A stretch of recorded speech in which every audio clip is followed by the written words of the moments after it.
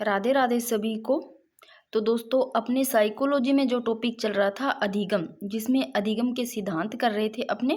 तो इससे पहले जितनी भी क्लासेज हुई है आप अधिगम की देख लेना, उसमें जितने सिद्धांत करवाए हैं वो सारे ही इम्पोर्टेंट है और अच्छे से समझाए हैं। तो आज अपने करेंगे एक तो देखो बांडुरा का सामाजिक अधिगम सिद्धांत, इसके अलावा ब्रूनर का।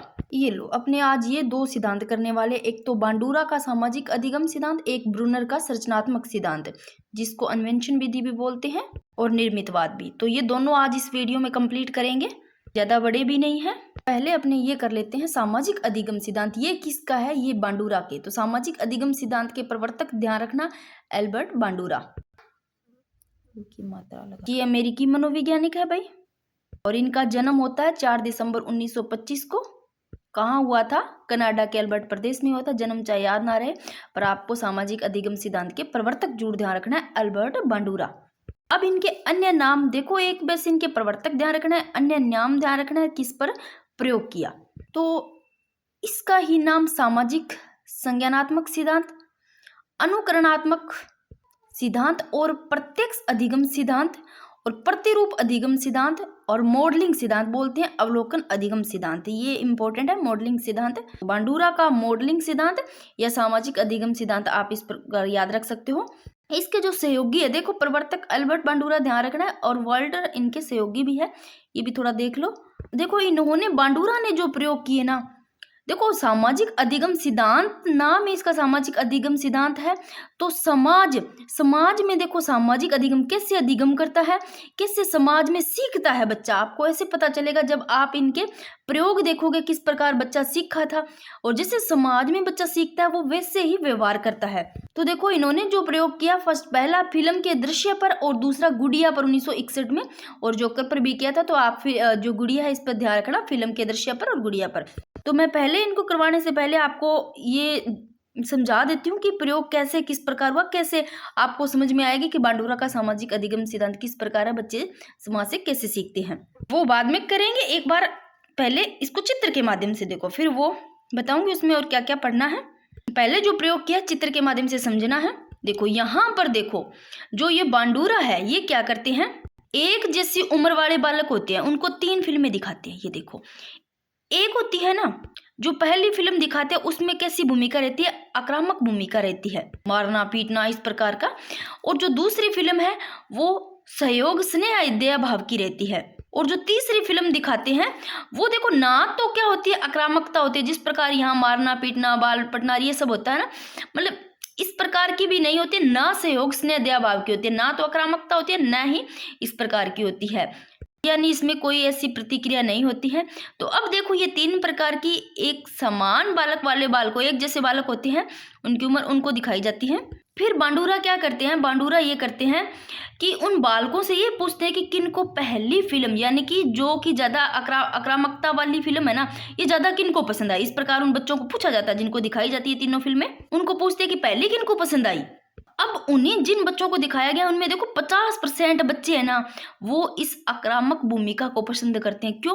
क्योंकि उनके परिवार, उनके समाज, उनके जो माहौल है वहाँ का, जो उनके पड़ोसी है वहाँ का माहौल इस प्रकार का था, आक्रामकता वाला, चोरी हो गई, लड़ाई झगड़ा, ये सब वहाँ का वातावरण आक्रामकता था। तो 50% बच्चों ने यही पसंद किया। फिर देखो 30% बच्चों ने ये वाला पसंद किया, क्योंकि उनका जो आसपास का जो माहौल था वो था सहयोग स्नेह दया भाव वाला। और 20% बच्चों ने ये, यानी कि न तो आक्रामकता वाला और न ही सहयोग स्नेह दया भाव वाला, ये वाला पसंद किया। क्यों ये 20% बच्चों ने क्यों ना तो आक्रामकता वाला न सहयोग स्नेह दया भाव वाला है? क्योंकि जो 20% बच्चे हैं इनके परिवार के सदस्य बच्चे बिल्कुल भी इन पर ध्यान भी नहीं देते थे, इसलिए इनकी कोई प्रतिक्रिया नहीं थी। ऐसे ही देखो गुड़िया पर 1961 में इस प्रकार ही किया कि ऐसे ही बच्चों को बिठा दिया गया समान। यहाँ पर ये देखो मैंने बच्चे बना दिए हैं, और ये एक गुड़िया है जो कि बेबी डॉल, इस बेबी डॉल पर किया गया प्रयोग। और एक इधर आदमी को इधर, जो कि ये इस पर जो जिस प्रकार करता है प्रतिक्रिया, फिर बच्चे भी पीछे पीछे से करेंगे, यानी कि बच्चे सीखते हैं समाज से। तो ये देखो जो पहला प्रयोग है इस पर क्या करता है, ये बंदा इसके बाल खींच रहा है, इसको मार रहा है, पीट रहा है, ये आराम से देखे जा रहे हैं, अभी क्या किया जा रहा है इनको आराम से देख रहे हैं। फिर जो दूसरा है इस पर क्या कर रहा है, ये जो बंदा है इस गुड़िया के साथ बहुत अच्छा व्यवहार कर रहा है और ये आराम से देख रहे हैं, हाँ भाई इस प्रकार। और जो तीसरा है इस पर कोई प्रतिक्रिया नहीं, ना तो कोई मारपीट कर रहा है ना अच्छा व्यवहार कर रहा है, आराम से बिल्कुल ही बैठा, कोई प्रतिक्रिया नहीं करी, ये बच्चे देख रहे हैं। अब ये जो बच्चे हैं ना, जिन्होंने जैसा देखा वैसा ही यहाँ पर व्यवहार करते हैं। इस बंदे ने इसको मारा पीटा तो ये भी इसको मारने पीटने लगे। फिर इस पर गुड़िया के साथ इसने अच्छा व्यवहार किया तो ये बच्चे भी अच्छा व्यवहार करने लगे। तीसरे में देखो कोई इसने प्रतिक्रिया नहीं की, इन्होंने भी कोई प्रतिक्रिया नहीं की। अब सामाजिक अधिगम कहलाता क्या है, बच्चे जिन दूसरों को देखकर जैसा व्यवहार करते हैं ना, जैसा व्यवहार कर रहे हैं बच्चों, उनको देख करके वैसा व्यवहार करेंगे, अपने जीवन में उतारेंगे। समाज में जो मान्य व्यवहार है उनको वैसे ही धारण करते हैं। जिन्होंने देखो यहाँ पर जैसा जैसा देखा वैसा ही किया। तो ये है बांडुरा का सामाजिक अधिगम सिद्धांत, जैसा देखेंगे समाज में वैसा ही करेंगे। एक ये देखो बांडुरा ने अपनी पुस्तक social foundations of thoughts and action, ये है बांडुरा की पुस्तक जिसमें सामाजिक संज्ञानात्मक सिद्धांत की रूपरेखा प्रस्तुत की। अब चलते हैं इसी पेज पर, देखो बांडुरा का सामाजिक अधिगम सिद्धांत, इसको मॉडलिंग सिद्धांत बोलते हैं, प्रवर्तक एल्बर्ट बांडुरा है, ठीक है।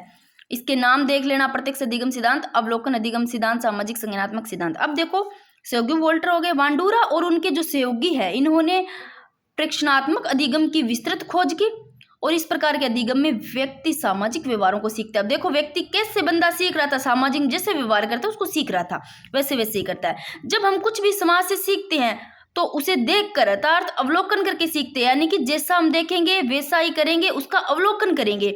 और इसलिए ये देखो 3 बताया इन्होंने, अवलोकनात्मक अधिगम सिद्धांत भी कहते हैं। एक ये अवलोकनात्मक अधिगम सिद्धांत क्या होता है, एक ये प्रेक्षणात्मक अधिगम सिद्धांत, एक सामाजिक अधिगम सिद्धांत, ये 3 है।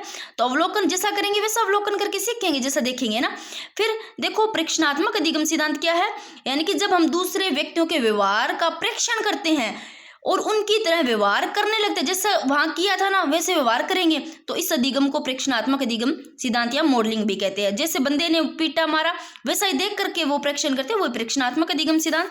फिर देखो दूसरों को देखकर उनका जैसा अथवा उनके व्यवहार करने के कारण दूसरों के व्यवहारों को अपने जीवन में उतारते हैं, या समाज जैसे अपने जीवन में उतार रहे थे, या समाज द्वारा स्वीकार या मान्य व्यवहारों को धारण करने तथा अस्वीकृत व्यवहारों को छोड़ते हैं, जो अस्वीकृत है उनको छोड़ने के कारण ही यह सामाजिक अधिगम कहलाता है। तो ये आपको अच्छे से समझ में आ गया होगा बांडुरा का सामाजिक अधिगम सिद्धांत। अब ये देख लो बांडुरा ने ना अधिगम के ये 4 सोपान बताए हैं। ये कौन कौन से है, एक तो देखो व्यवहार को जानना, यानी कि प्रत्यक्षीकरण करना, जानना, यानी कि जो अवधान होता है वो ध्यान, जो अटेंशन होता है, यानी कि दूसरों को देखना, लिख लेना। और दूसरा है व्यवहार का स्मरण, जो मेमोरी होती है, व्यवहार का स्मरण यानी कि धारण, व्यवहार को धारण करना। और तीसरा स्मृति को क्रिया में बदल लेना, जो दूसरे होते हैं, यानी कि स्मृति को क्रिया में बदलना, यानी कि पुनः प्रस्तुतिकरण करना, यानी दूसरों के सामने प्रस्तुत करना होता है, स्मृति की क्रिया में बदलना। और तीसरा है अनुकरणित व्यवहार का पुनर्बलन। क्या करता है यहाँ पर, अगर सकारात्मक अगर पुनर्बलन मिलता है, यानी कि जो पॉजिटिव पुनर्बलन मिलता है, तो मिलने पर व्यवहार क्या करता है, वो सीखता है। तो ये तीनों लिख, मैं इनके आगे थोड़ा लिख देती हूँ। ये लो, व्यवहार को जानना, प्रत्यक्षीकरण या दूसरों को देखना, व्यवहार का स्मरण, व्यवहार को धारण करना, यानी कि धारण होता है स्मरण, व्यवहार को धारण करना, स्मृति को क्रिया में बदलना, दूसरों के सामने प्रस्तुत करना, अनुकरणित व्यवहार का पुनर्बलन, यानी कि सकारात्मक पुनर्बलन मिलने पर व्यवहार सीखता है। तो आप लोगों को ये अच्छे से समझ में आ गया होगा बांडुरा का सामाजिक अधिगम सिद्धांत। इसमें होता क्या है, समाज सामाजिक होता है, तो वैसे ही समझ लो कि बच्चा समाज में जो कुछ भी देखता है वो वैसा ही करता है, वैसा करने की कोशिश करता है, यानी कि बच्चा क्या करता है, अनुकरण करता है, अनुकरण के द्वारा सीखता है। तो ये आपको अच्छे समझ में आ गया। अब करते हैं अपने ब्रूनर वाला। ये लो, सबसे पहले देखो ब्रूनर का ये है संरचनात्मक सिद्धांत। संरचनात्मक सिद्धांत किसका है, ब्रूनर का।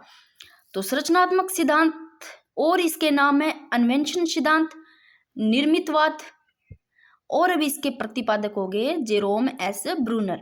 तो चाहे संरचनात्मक सिद्धांत आ जाए, चाहे अन्वेंशन सिद्धांत, निर्मितवाद, इनके नाम है जिनके प्रतिपादक है जेरोम एस ब्रूनर।